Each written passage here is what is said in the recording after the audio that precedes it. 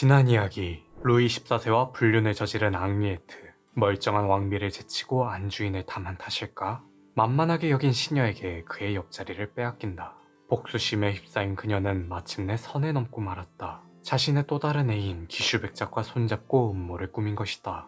하지만 이들은 루이와 루이즈 두 사람을 갈라놓지 못했고 오히려 역공을 당했으며 결국 각자 배드엔딩을 맞이한다. 그러던 중 루이에게는 새로운 바람이 불었다. 바로 베르사유 궁전의 본관이 완공된 것이다. 본디 공연을 좋아한 만큼 그는 새로운 작품을 하나 선보였다. 마법에 걸린 섬의 즐거움. 주제는 사랑이었으나 줄거리는 다소 난해했다. 그는 이 공연을 루이즈에게 바쳤으니 왕비인 마리와 애첩 루이즈 사이에 불편한 기운이 돌았다. 더욱이 왕비에게는 흑인 공주를 낳았다는 오명까지 겹치며 상황은 점점 최악으로 치닫고 마는데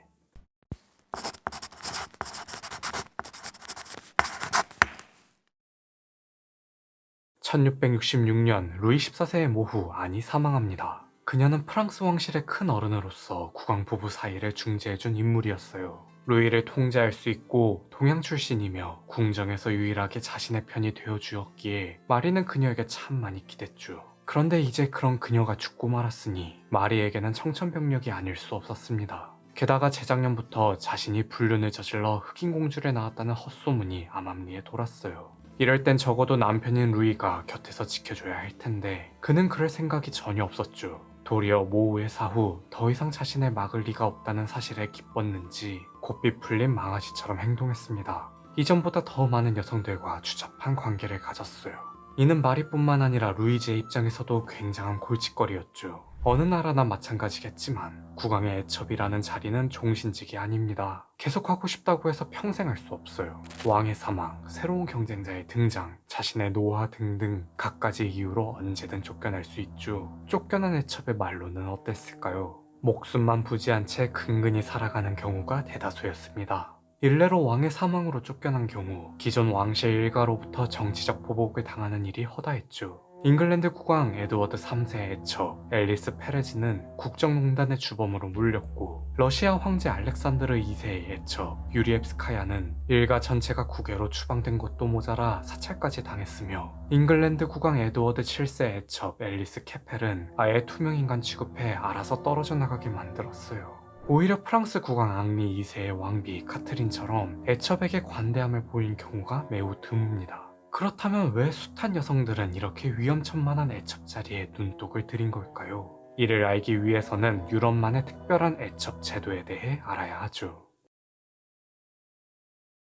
원래 유럽에서 귀족과 성직자 등 사회 유력자들이 정보를 두는 건 굉장히 자연스러운 일이었습니다. 중세부터 행해진 유구한 정통 중 하나였어요. 우리나라도 후궁제도라 하여 이에 대한 자세한 기록은 고려시대부터라고 하나 그보다 이전인 삼국시대에도 존재했다고 하죠. 그러나 유럽의 정부는 한국의 후궁과 비슷하면서 엄연히 다릅니다. 먼저 공통점부터 살펴볼게요.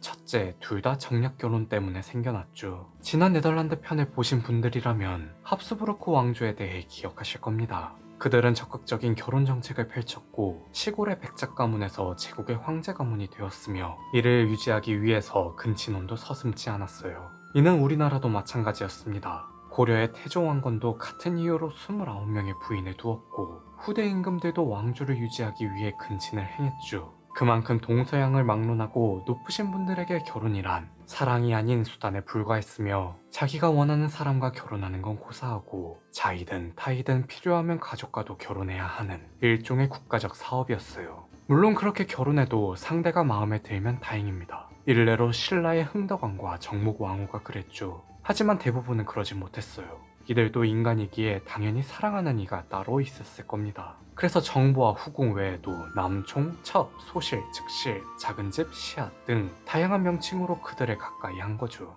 둘째, 높은 영아 사망률이 영향을 줬어요. 한 나라의 국왕 부부가 짊어진 가장 큰 의무는 무엇이었을까요? 바로 왕실의 존속입니다. 건강한 후계를 낳아 대를 잇는 게 최우선 과제였죠. 그런데 영아 사망률이 급감한 건 20세기부터였어요. 영양과 위생 상태 그리고 보건과 의료기술의 진보로 이뤄낸 업적이었습니다. 14세기 중반만 하더라도 영국의 영아 사망률은 무려 22%였죠. 10명 중 2명 이상 죽은 거예요. 이는 왕실이라고 크게 다르지 않았습니다. 기대 수명 역시 24살밖에 되지 않았으니 왕실 입장에서도 고민이 깊었겠죠. 극단적으로 비유하자면 이제 막 성년이 된 왕비가 매년 임신과 출산을 반복한다 칩시다. 16살부터 24살까지 총 8명을 낳아도 이 중 2명은 사망, 나머지 6명 중 아들이 있을 거라는 보장도 없어요. 애초에 왕비가 출산 도중 또는 직후 사망할 가능성도, 힘들게 낳은 아이가 무사히 성년이 되지 못하고 죽는 경우도 배제할 수 없죠. 따라서 간단 명료하게 후궁이라는 창구를 두어 왕의 씨가 널리 뿌려질 수 있도록 한 겁니다. 수학적으로 경우의 수를 늘려 물량 공세를 펼친 거예요. 이처럼 좋은 명분이 생겼으니 왕들은 자연스럽게 더 많은 여성들을 품을 수 있었겠죠. 조선 초기만 해도 태종은 18명, 세종은 6명, 성종은 13명, 전부 왕권을 안정화하겠다는 명목으로 후궁을 들였습니다. 그러다 유교 사상이 자리 잡으며 점차 후궁 제도에 대한 불편한 인식이 생겨난 거고요. 그에 반해 프랑스는 오히려 더 장려하는 문화가 조성되었죠. 개인적으로 이는 당시 절대 왕정이 도입되었기 때문이라고 생각합니다. 왕권의 절대성을 옹호하는 분위기가 저변에 깔려있다 보니 사치와 향락 그리고 호색 등 과시적 행동을 곧 미덕처럼 여겼어요. 영웅호색이라 하여 왕이 정부를 들이지 않으면 도리어 남자답지 못하다며 손가락질을 당했죠. 그래서 부르봉 왕조 초기만 해도 앙리 4세는 31명, 루이 14세는 28명, 루이 15세는 57명의 정부를 거느렸습니다. 상대적으로 여색을 밝히지 않았던 루이 13세와 루이 16세는 인기가 없고, 여색만 밝힌 루이 15세도 중요하게 여기지 않으며 여색을 밝히면서도 위대한 업적을 남긴 앙리 4세와 루이 14세를 대왕이라 높여 부르는 까닭도 이 때문이에요. 가장 큰 차이점은 결혼 여부였죠. 현재 우리나라는 일부일처제입니다. 그런데 한국전쟁 이전까지만 하더라도 일부일처 다첩제였어요. 본처는 하나만 둘 수 있으나 첩은 여럿을 둘 수 있게 했던 거죠. 이는 태종이 유저취저라는 법을 반포하면서부터 시작되었습니다. 태종은 조선 초기 일부 다처제의 문제를 해결하고자 처와 첩을 구별했어요. 첩은 처보다 한 단계 낮은 대우를 받도록 한 거죠. 이후 홍길동을 낳은 서울금고법까지 제정하여 첩의 소생을 차별했습니다. 그럼에도 불구하고 후궁은 공식적인 혼인관계였어요. 차별받을지언정 법과 제도의 테두리 안에서 보호받을 수 있었죠. 적어도 가족으로 인정을 했다는 겁니다. 그러나 유럽의 사정은 전혀 달랐어요.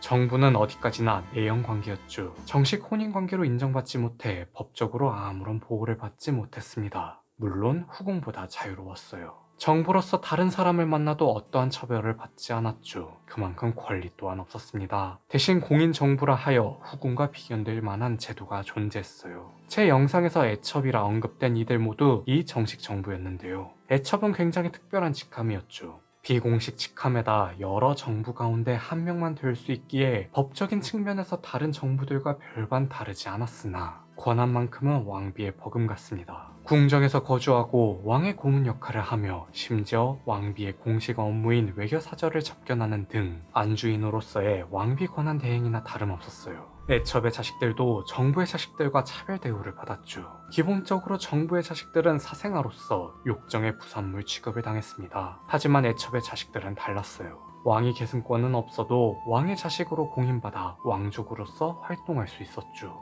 그래서 모든 애첩들의 제1 목표가 자식 농사였습니다. 아들이든 딸이든 일단 건강하게 낳고 정식적으로 왕의 자녀로 인정받은 뒤 다른 유럽의 왕가와 결혼시킨다. 그리하면 애첩 자리에서 밀려나도 자신의 노후는 보장되니 그야말로 최고의 투자였어요. 두 번째, 동양의 후궁은 서열이 확실했죠. 조선의 경우 왕비가 후궁을 포함한 궁 안팎의 모든 여인들을 관리했고 후궁들끼리도 선발 과정과 직급이 달랐으며 감히 후궁이 왕비 앞에서 나댄다? 절대 있을 수 없는 일이었습니다. 그러나 유럽은 이게 가능했어요. 앙리 2세의 애첩 디아는 왕이 자신에게 푹 빠져 왕비를 등을시하는 것에 안타까워했죠. 그녀는 왕에게 왕비의 침소에 자주 방문할 것을 권했고 왕비가 아플 때 옆에서 간호해줬으며 적자들의 교육 및 왕비의 시녀들을 관리하는 등 나름의 동정을 표했어요. 왕비 입장에서 불쾌했겠지만 국왕에게 애첩이 있다는 게 꼭 나쁜 일만은 아니었습니다.